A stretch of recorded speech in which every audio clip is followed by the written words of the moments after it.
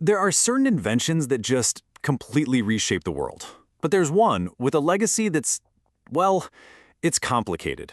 In the right hands, it's been a tool for liberation, a way to put food on the table, a defense against tyranny. But in the wrong hands, it's been an instrument of just unimaginable destruction. We're talking, of course, about the gun. And to really understand its story is to understand a big part of our own. And that quote really gets to the heart of what we're talking about today. See, the story of the gun isn't just about a weapon. It's like a mirror, right? It reflects our own technological progress, our political fights, and the various spirit of our societies. So we're going to explore this whole story through 3 distinct ages of innovation. Okay, so the first age was all about one thing, making fire on demand inside a tube. And look, this didn't happen overnight. This was a slow, painstaking process that took centuries, and it all started with the probably accidental discovery of a very volatile black powder. So meet the great-great-grandfather of every firearm you've ever seen, the fire lance. At first, this thing was pure psychological warfare. Imagine a tube strapped to a spear just belching out this terrifying stream of fire. But pretty soon, some clever folks started to realize they could add things to that flame. First, it was pottery shards, then iron pellets, turning a weapon of fear into a truly lethal projectile launcher. But let's be really clear here. This was not a fast process. Just look at this timeline. We are talking about a really slow burn. It took over 700 years to get from having the recipe for gunpowder to a truly reliable way to set it off.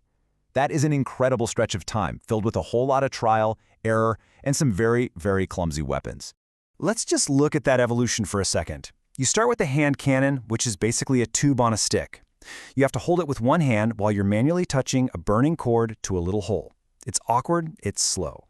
Then the matchlock was this huge leap forward, because it added a trigger. But it came with its own set of problems. A little bit of rain could put your match out, and having an open flame right next to bags of gunpowder was, let's just say, a serious workplace hazard. And then came the game changer, the flintlock. This thing was an absolute masterpiece of pre-industrial engineering. It made its own spark, on demand, just by striking a piece of flint against steel. And even better, that steel piece also acted as a cover for the priming powder, making the weapon way more resistant to rain. This one elegant solution was twice as fast to reload and so reliable it became the global standard for almost 200 years. So the problem of reliable fire was pretty much solved. Now we jump into the 19th century, our second age, where the obsession completely shifted. It wasn't about making a gun go bang reliably anymore. It was about making it go bang as many times as possible, as quickly as possible. And this entire revolution was kicked off by this tiny, brilliant little invention, the percussion cap. A Scottish reverend who was actually just trying to find a better way to hunt birds without the flintlock's warning flash created a little cap with a shock-sensitive explosive inside. The hammer hits it, boom, you get a self-contained spark. And just like that, firearms were virtually weatherproof and the floodgates of innovation just burst wide open. But progress isn't always a straight line. Way before the 19th century, a Scottish officer named Patrick Ferguson invented a rifle that was decades, maybe a century ahead of its time. It loaded from the breech, the back of the barrel, not the muzzle. A skilled soldier could fire 6 to 8 accurate shots a minute. That's an astonishing rate of fire when everybody else was struggling just to get 2 or 3. So why didn't this incredible weapon just take over the world? Well, in a word, politics. The British military brass was super conservative. They saw Ferguson's rifle as a threat to their traditional stand-in-a-line infantry tactics. And when Ferguson, its #1 champion, was killed in the American Revolution, the army just buried the project. It's this powerful reminder that sometimes the best technology doesn't actually win. But back in the 19th century, the pace was just unstoppable. This chart shows this amazing cascade of inventions, one building on the other. You've got the mini A-ball, making rifles accurate at incredible distances. You've got the metallic cartridge, which puts the bullet, powder, and primer into one weatherproof package. And finally, smokeless powder, burning cleaner and more powerfully, giving the energy needed for that next great leap, automatic weapons. And this is the result of all that. All these different pieces came together in what we call repeating rifles. Suddenly, a single soldier with a lever-action or a bolt-action rifle could carry a magazine full of these new cartridges and deliver a volume of fire that would have been completely unthinkable just a generation earlier. Warfare was fundamentally and forever changed. Okay, so this brings us to our third and final age, the 20th century, and the relentless quest for full automation.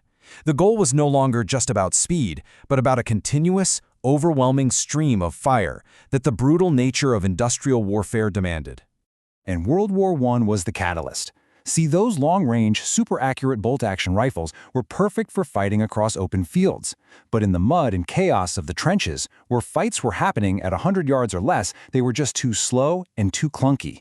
This new kind of war demanded a totally new kind of weapon. The first answer to that problem was the submachine gun. The Germans led the way with the MP-18, a weapon designed specifically for clearing out trenches. It was compact, it was fully automatic, and it fired pistol ammunition. It was really the perfect stopgap, a specialized tool for a very specific and very brutal job. But the ultimate solution required a whole new class of weapon. And it's really important that we get this definition right. An assault rifle isn't just any military-style rifle. It has two key features. It has to be select fire, meaning it can switch between automatic and semi-automatic fire, and it has to use an intermediate cartridge, one that's more powerful than a pistol round, but less powerful than a full-sized rifle round. And this is it, the Sturmgewehr 44, the world's first true assault rifle. The Germans realized that their infantry was really vulnerable when their heavy machine guns were being moved. The STG-44 solved that problem. It gave a single soldier the firepower of a submachine gun for close-in fighting, but with an intermediate cartridge that had enough oomph for medium-range fights. It could literally do it all. And what happened next shows this wild split in thinking after the war. The Soviet Union immediately saw the genius of the assault rifle idea and adopted the AK-47, which would go on to become the most produced firearm in history. The West, especially the US, just fundamentally misunderstood the concept. They dismissed the STG-44 as a cheap, rushed weapon and clung to their heavy, full-powered battle rifles for another 2 decades. The assault rifle really was the pinnacle of that whole quest for automation. But its arrival also marks the beginning of our final section, which poses a really fascinating question. Since its invention, has true, fundamental innovation in firearms just stopped? And that's the big question, right? Are we now in an age of refinement instead of revolution? Have we basically perfected the core concept of a personal firearm, and now we're just tweaking the edges with new materials and fancy optics? Well, let's look at a few attempts to break that mold.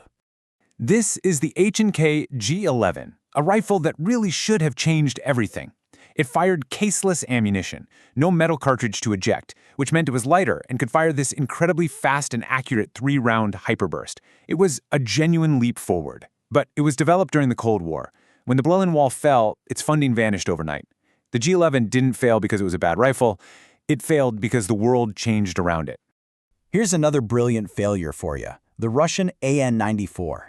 It had this insanely complex mechanism that could fire 2 rounds so fast that they left the barrel before the shooter even felt the first recoil. It made it surgically accurate, but it was just way too complicated and way too expensive for a nation that was struggling with its post-Soviet economy.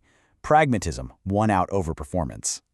So, the crucial point is this. The standard-issue military rifle that a soldier carries today operates on the exact same principles as the Sturmgewehr 44, which was developed over 75 years ago. Yeah, the materials are better, the optics are amazing, but that fundamental, world-changing revolution in design, it seems to be over. And that kind of leaves us with a final thought. For centuries, the gun was this showcase of humanity's greatest technological ambition.